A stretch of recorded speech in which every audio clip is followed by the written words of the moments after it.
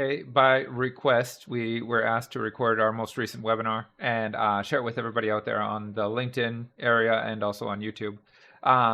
Click the link below. I don't know all these different things, click like, subscribe. Yeah, click the link below or jump in or follow with this video. You'll see the webinar that we just recently gave on multi-channel GPR and how you can use it in almost any capacity from telecommunications all the way through to stormwater sewer. To help with your asset management and getting your maps up to date, on top of being able to overlay it into maps so you get a better understanding of what your subsurface is doing. If you have any questions, feel free to reach out to us here at Honey Badger Analytics. Let us know what you think of the video. Bye. Okay, Jack, we're going to start on time today. Well, I think we can, and as people join, they can. But people that are on time, I like to reward them. There we So go. let's start. Let's Cool. start. I'll start with this really came about because I was trying to figure out how to locate services because we're trying to figure out a way to do change lead pipes around the country. And one of the things that we do is if we have to dig a 8x8 hole to find a lateral, that's going to be a real pain. But if we can go down and with a standard pothole with a hydro excavation and then find a service and then open that up so that we can enter and do a safe entry to do the replacement, that is a smart thing to do. So I think that would be way cheaper and way easier than making trenches, however we had to do it. Ground penetrating radar will get us within XY of a meter, and then it'll also get us probably within 6 to 12 inches on the Z. So I think it's a way for us to get started. That's what the program that I've seen. I'm not a GIS specialist or GPS specialist on that, but what I am, I can hydro excavate. I like to know where. And so if we can locate where we can do the entrance, make the hole, that would make life way easier. So what the program I found is that Bradford from Honey Badger is he adds a layer. And if we have good layers beneath it, he can add good layers on top of it and make things quite easy to do. I go out and if you hire him, he'll go out and put a mark on the tile where we can hydro excavate. It's kind of like a Chinese menu, order whatever you want. And as much as it depends what you want to eat. So I'm just here as a main person getting this in there. And Bradley will talk about himself and talk about his company and talk about what they've done in the state of Maine. And Bradley, I really appreciate you taking time for us in the state of Maine. It's no problem. Obviously, we know each other from working back there. By the way, I like your allusion to the Chinese menu. This day in GIS, it is very much a Chinese menu. You walk in and you can get like 600 different things, all coming from the same roundabout, right? So jumping into this side, so there was the idea of GPR back in the old days of ground penetrating radar, where essentially you could see different layers as they broke down and segment underground. They've now moved it into multi-channel GPR, where we use a different set of GPR signals to essentially make a better understanding and to extract pipe work out better, man-made essentially versus ground-made or natural. To pull it out better, to give a better understanding of what's happening in the subsurface. So as Jack had said, my name is Brad Fulta with Honey Badger Analytics, owner, CEO, janitor, and make everything happen from data collection all the way through to data visualization. So what is mGPR? The quick synopsis in the beginning versus the original GPR. GPR back in the old days used to look a lot like this, where you would see underground, you would see the layer differentiation, and you would use a small machine like this that's maybe 1.5 feet wide by about 2 foot long, versus the newer systems, the multi-channel GPR, which is, in this case, the toe behind, 5 foot long and 3 foot long. So our swaths have gotten wider. We're able to see more. And in doing these swaths, like what you see in the picture down here, we're able to pull out different pipe work, whether it be gas line in this case, in the closer surface. So anything in the lighter green, by the way, is nearer the surface. Anything in the purple is deeper. And anything in this brown is typically representative of a trench, but that's like in the in-between. And so we're able then to see like the sewer line running deep. We have the gas line coming over the top, and then we have the water line and an abandoned sewer here running on the edge of the road in this trench. Along with, we used the mobile here on the bigger ones, and then we used the walking cart here on the littler ones to get an idea of what was going on in the apron, to give a better understanding of where lateral shot across. The fun of these, though, is you can see the difference. When I look at cross section here, I don't see much, and I had to look for, different things that could suggest a pipe. Whereas here, I can use the 2D and the 3D to get a much better understanding of, okay, where does that pipe go and what does it do trending over depth? And then also bring it to the surface and actually overlay it on my GIS systems today. So then like an aerial image, I can see underground and I can see what the pipes are doing and how they, connect in 45 off and so on. The approach that we use, and this is typical of what you usually see in like an aerial imagery collection, is we try to stay away from spot checks, right? It's all good to go out and collect in somebody's yard to find the utilities that are going back and forth, but that doesn't tell you about the system overall. And say, for instance, Jack has a bunch of clay in his yard and we go out there and we walk it, we're going to have a hard time finding things because we can only see maybe in the near surface or where areas have been disturbed. We can't really see through the water, and dense clay. So we applied the same thing in aerial imagery where it's mass data collection. The more data we can collect, the more data that we can interpret from. And if I have a line that runs through a clay area, I can essentially take point to, as we call it, point to point. I can go where I stop seeing it here to where I see it over here and just assume or interpolate that, oh, hey, by the way, this pipe connects through. As long as the system owner also indicates to us that, oh, hey, by the way, yes, that pipe does go through. It doesn't, cap off or anything like that. And then we also do what's called extraction by pattern. And so on the extraction by pattern side, we look down under, well, in the subsurface and we say, okay, I have a pipe running this way and I have all these 45, not 45s, but essentially these other lines perpendicular to the pipe coming off either the manholes or off the line. And I know that that's potentially water or sewer. And then judging by essentially width or what we can see from the top of the wave break in the GPR, I can then say, okay, this looks like sewer, or based on the manhole pattern, this looks like sewer, and then water, with a smaller 4-inch valve or the gate valves in the way or on the way along that line, I can interpret and start to break away by pattern. So we're not interpreting or knowing exactly what's down there. We just see lines. However, in that same breath, in breaking those apart, we can say, oh, this looks like water line, this looks like storm, this looks like a culvert, this looks like sewer. And then comparison to known. We're hard pressed these days to find clients that actually have no data about their underground or just their system in general. So we use the data they have to then also correlate with the data we have to either take and update that or to apply it to say, hey, by the way, this was the old system. Our new system is somewhere else in here, and we need to figure it out. Probably the best one I know to date is the town of Randolph in Maine, where we did both the laterals and we did the sewer system in its entirety. Has a bunch of abandoned line and then also has a bunch of storm tile. And so with the storm tile, they never really marked out or demarcated where those were. As we were, driving up and down the roads and then coming back in for processing, we were able to then see underground and say, oh, hey, by the way, here's your sewer line, and it's running really close to the water side, but there's another line down here. We don't know what that is. And they go, oh, that's our storm tiles that we never marked. So it's one of those that it's a good gut check. It's a good, counter check to the data that we have. And it also makes our data better because as we always say here at Honey Badger, it's bad data. Everything's bad data. It's the best available data we have. So here's our result to date. We've done 265 miles of data collection in Hollowell or from Hollowell all the way down to the south of Gardner and then across to Randolph. And this was for 2 water districts and 3 townships. Well, the city of Randolph, the town of Farmingdale, and the city of Hollowell. Each one looking for a different thing. So the city of Hollowell was looking for storm. The town of Randolph was looking for storm, sewer, and storm tile or culverts. And then Farmingdale was looking for the same as Randolph, but not so they didn't really want to attribute it with anything more. They didn't have previous data. They wanted to get their data set started and get started in GIS. So of those groups, everything came out looking like a line, essentially, or is a line in the GIS world.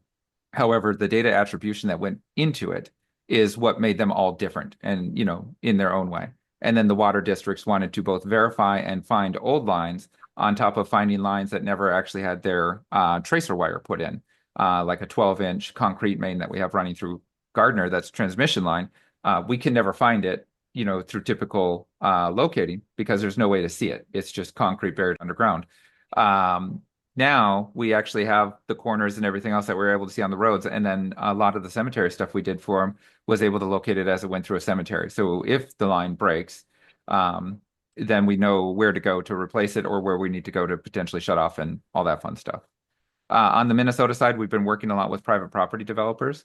The Jack Berry private property developers out there that are building these subdivisions want to know what the lines are connecting their different, developments and, what they can support. So they call us up to come out and, do a range of different data collection, including the GPR side. So they have a better understanding of one, what's below ground. So if it is like a Superfund site or a brownfield site, they know at least if there's tanks or other things that they might run into. And then in the same breath, in the utility space, what utilities are already running in and what utilities are not. And we are working with our local county on developing a plan on paving their last 45 miles of road. Because in the typical application with a dual channel GPR or the original GPR, we can see deeper and we can actually do what's called geolayer differentiation. So we can tell you where the different layers of geology change, which gives you a much better understanding of what your roads are doing, right? Is there ledge? Is there gravel? Is it sand? Is it clay? And how do we better support the infrastructure underneath, especially from a road surface standpoint? So here's what worked better than we thought. We can see things, which was good because as you guys probably know from the industry, it's hit or miss in the data technology side, right? Either you're going to be running 100% up or you're going to be sitting there kicking this machine down the road going, why did we ever, put time and energy into this? So data collection time for this 265 miles, which is 1,000, what is it, linear miles of swaths essentially, because you figure if I'm driving a highway, it's not just one swath down the highway, it's about two or three. And now I got to repeat that on each side of the road. So now I got 6 swaths in total. It took for us a week and a half to collect. It took us about a month and a half to 2 months to process for each individual town. And in that processing, we were also able to do the extraction. And the simple extraction being we're doing the 3D depth of pipe, and then we're also putting it, or we'll put it into a GIS layer, and then we pull out the imagery as well. And so after that comes the attribution and the linkage to current systems or just updating pipes and information.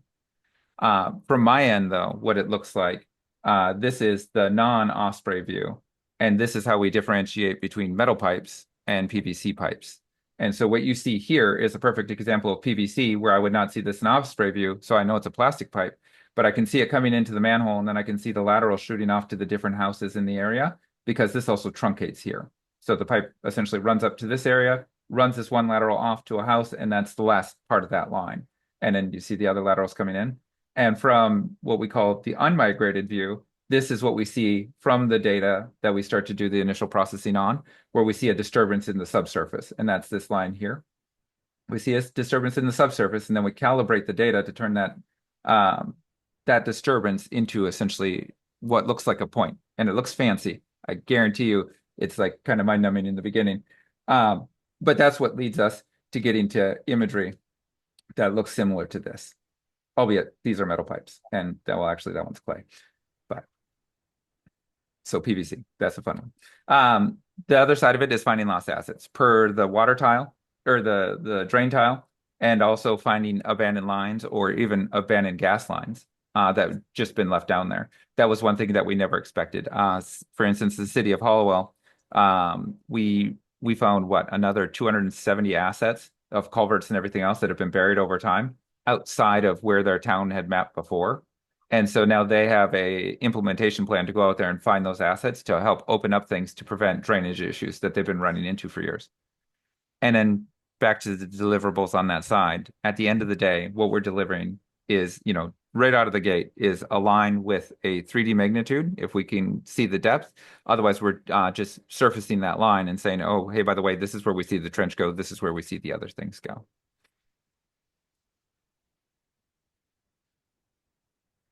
One of the questions I'll jump into really quick here. Can you also see detail enough to see damage or collapsed pipes? No, not at this time. I know that's the technology part that we're working on, but right here, actually, great question. Right here, where you see the top of this wave, where the wave bounces off of and comes back to us is essentially all we can see. Because if you were to have stacked pipes, so say this is your sewer and then you have water and then you have gas underneath, if you have stacked pipes, that wave actually causes a disturbance. So we'll be able to see that there's issues down there because we see it kind of all over the place, but we can't tell you exactly where everything is because it blends or bleeds together. So that's another thing to know. If you're a utility with a lot of stacked utilities, or you have, other stacked utilities in there, it's something to be aware of, and it's definitely something to let us know before we start driving around, because we can also potentially try to mitigate depending on, what the different utilities are.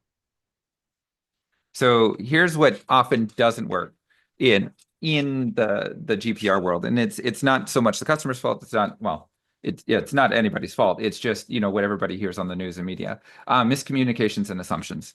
As I always tell people here, and especially at Honey Badger, we practice. We don't know what you don't tell us. So if you have an old system and you've converted it, well, for instance, with one of the clients, if you have an old system and you have converted it to a different system and you never tell us that sanitary or your old sanitary and storm is now your new storm, we don't know that. And so when we're looking for and parsing out the data and we see sanitary, but we're only focused on storm, then all of a sudden now we're focused on, oh, okay, well, we're looking for storm, we're not seeing much. Here we go. And we start asking questions around it. You fall back on, well, it's right there, you should see it. And then the miscommunications and the assumptions start to, accumulate. To that end, though, as I always tell people, yeah, just tell us what you got down there, what things look like, what things do, and what systems might be old systems or new systems. We can work with that. To date, in this process, there is no AI and ML. Everybody's trying because everybody loves AI these days. But there is no AI and ML. It is very manual. It does take a second on the imagery side to look and understand, especially when you see systems like this where people are like, oh, well, we need the lines to be right on top of each other. And it's like, no, we're looking for a lateral running into a house. So we just need to see where the lateral crosses that line and we can get an overall trend, or we can see where it snakes away. And then we could say, oh, in here, there's a 45 or whatever angle to do it. Is similar to point, but essentially just saying, hey, this is how we do it instead of walking the entire yard. No, we can't see everything. We're going to run into clay. Jack's going to have that one line, that 1 inch line that's well hidden by rocks and something else, and it's going to be difficult to discern. And so we're not going to get everything, but in that attempt for mass data capture, we're going to see a lot of things. And from those lot of things, we can, get well, as I always say, we can get the 80% and we can go focus on the 20% thereafter. Yes, we can go off-road and anywhere. No, it is not the same price. Believe it or not, that has been a question. And Ford Fiestas don't do well off-road, especially in, the thicket of Maine. So we have to essentially up the data collection device, and we also have to start thinking about, where we might lose this. Fun anecdote on that side is I had the city of Randolph's PW superintendent with me on an off-road trail where we hooked it up to his hitch. And when he hit a log against one of the steel plates that's on the back of it, and you heard him, he almost shat himself. Just his face and everything. He was terrified. And I started laughing. I was like, it's fine. The machine's still running. Let's go. And he was just like, oh my God. And I was like, imagine doing that every time you bottom out on a train track. It's a good time. Um, yes and no. I meant to put in yes and no on this. This is a one-time event. On a majority of underground assets, especially when it comes to underground pipes, the average lifetime is about 100 years, what we see across the country. So if you bury a pipe, Jack puts a pipe in the ground, it should last for upwards of 100 years. Obviously, that's case dependent, it's soil dependent, it's very dependent on everything that's going on around it. Or if you have somebody like Brad coming in from a water district and digging and then all of a sudden breaking it, right? All those dependencies aside, this is a one-time data capture event if everything stays in situ and perfect, as it were. There's always areas where we can, come back out and collect and focus or hyperfixate on. But overall, it should be one time, except for we know that everything changes. And no, we cannot determine pipe size or composition based on, what was it? We can't determine based on pipe size or composition because of the fact of that wave break. We're looking for the wave break and how it bends around the pipe. So we can't tell you the size because we're not actually seeing the full width, or getting a better idea of what the diameter is. On the composition side, we can determine whether it's plastic or, a metal with a higher signal, but we have to use other tools like a magnetometer to give us a much better understanding of what that reflectivity is. Essentially, all we can say is plastic or metal at this time. One other question did pop up too. Underwater. Underwater is a whole different story, and we can't really use GPR underwater. In that case, we're using a different version of acoustics, where we utilize something like side scan sonar and also like mud penetrating sonar, where we can actually send in two different sound signals to figure out what's breaking up that mud depth, but we're also limited by the amount of mud we can see through. The typical other side that we do similar in hyperspectral imagery is we look for differences in that side scan sonar. So we can look with a magnetometer, we can look for changes in the soils. But if you're here in northern Minnesota near an iron mine, you run into issues, potential issues.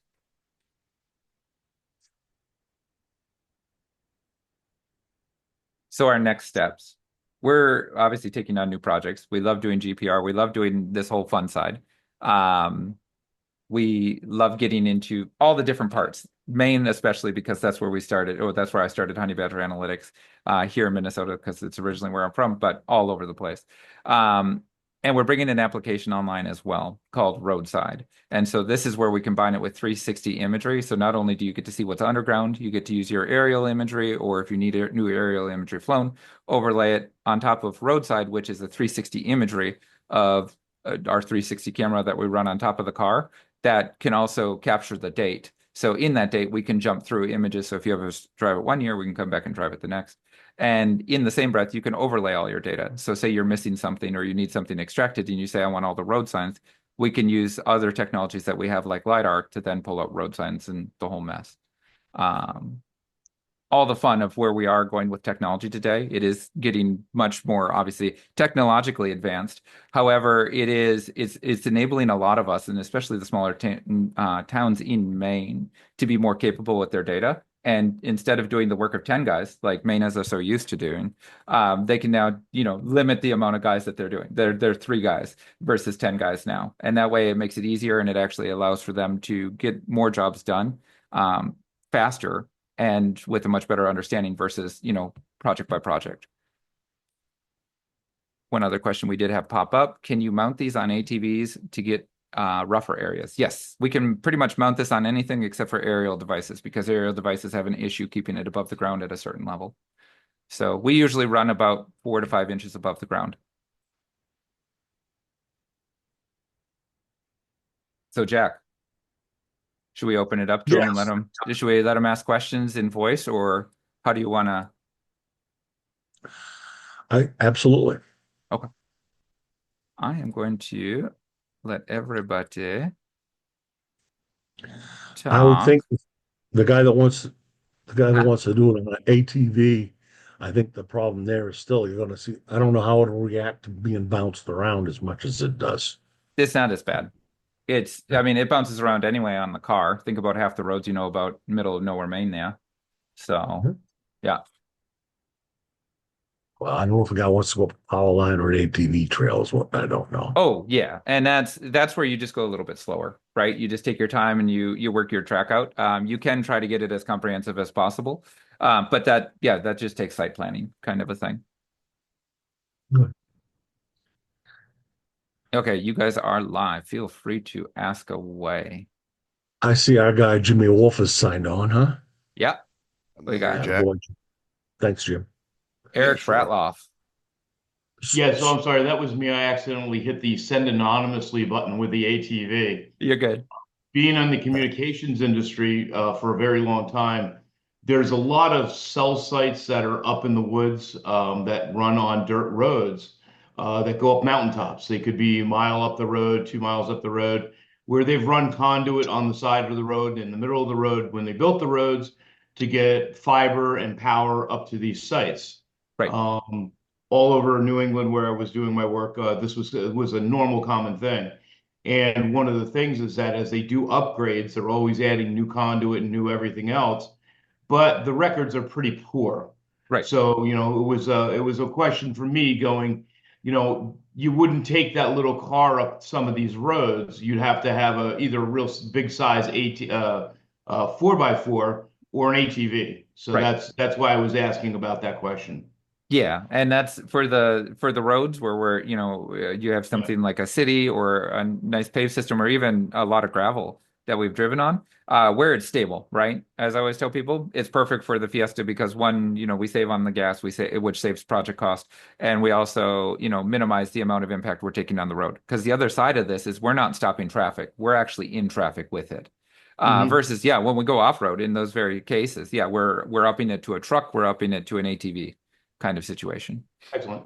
The other Yeah. question I had for you guys is, now that you've seen this in practical application, conventional versus using GPR, what do you think your cost savings are on a project percentage wise? I mean, because this has got to save you a lot of digging, a lot of time, even with the excavating side of things. It must save you a lot. Where I used to do this down in the city of Boston with a lot of excavation. Um, It just kind of curious if you had a rough idea of how much money you guys are saving, because it sounds like you should be saving quite a bit of money. I would defer to you on that, Jack. I don't dig, right? So I mean, we were brought in for the water districts and they said, how can we do this as cheap as Yep. possible? And we said, oh, we'll just run the machine because, how much does it cost to trench all your lines? So Yeah. yeah. Yeah. Well, Eric, what we think is that it's got to be substantially cheaper because you're at least going. We think we can excavate within a meter, and so Hmm. if we go down, we're thinking if we got a 3 foot hole, we're going to hit a service, Right. and I think that's pretty good rather than digging an eight. Let's just. Well, how the hell do you know where stuff is if you don't? You might Yeah. Exactly. have a service on it or not. I don't know, but Substantial. Okay, that's a good answer. I will say